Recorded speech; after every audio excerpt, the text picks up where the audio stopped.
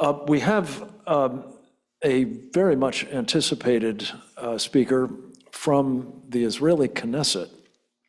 I had the privilege this morning of joining Senator Johnson, he by video, me in real time, in a debate that was taking place in the Knesset. I understand it was an unprecedented debate in that it was open-ended. It had gone on for a couple of hours before I got to it, and it seems to have carried on. Ariel Kelner is his name, and we're extraordinarily appreciative of the leadership he has been exhibiting inside the Israeli parliament at a time such as this.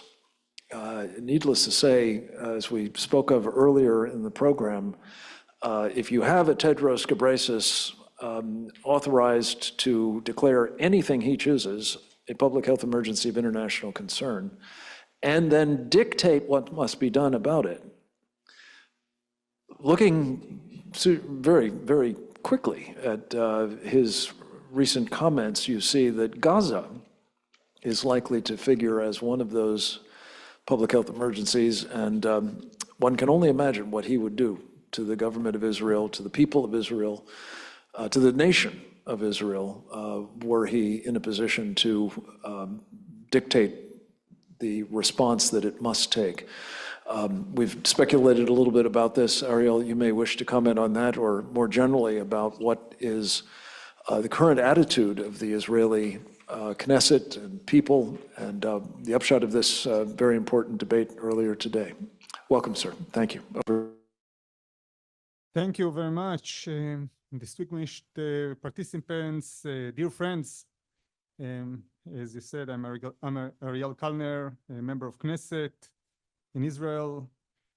Thank you, first of all, for organizing this significant event.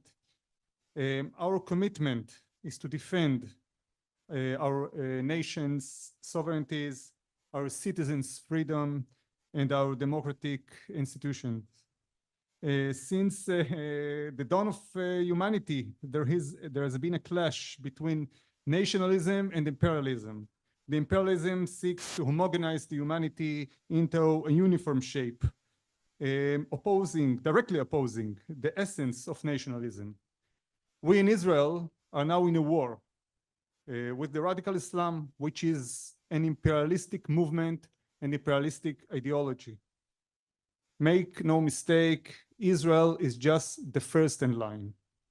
The West is next, and the free world should stand with us in this war. However, the global governance is another imperialistic movement. This WHO accords pose a real threat to the sovereignty of our nations. The global governance is a modern imperialism.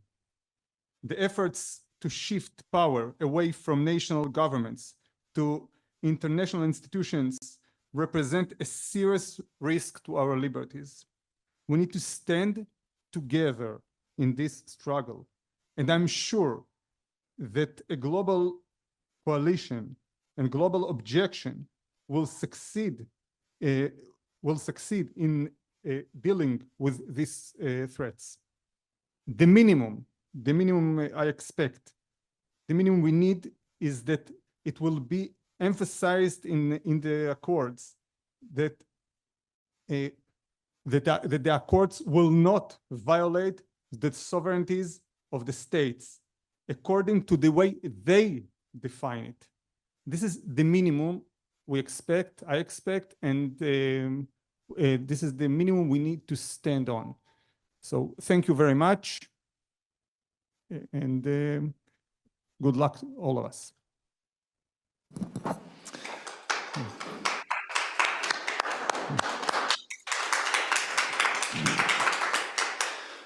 Well, we wish you and the people of Israel the best of luck as well. I must say that you will find people who are proponents of all of this pointing to provisions that more or less claim that there will be no diminution of the sovereignty of member states. I, for one, would not be satisfied with such a declaration, especially when essentially every other aspect of both of these documents is evidence of diminished sovereignty and a very, very serious threat to it indeed, as we've been talking about throughout this program.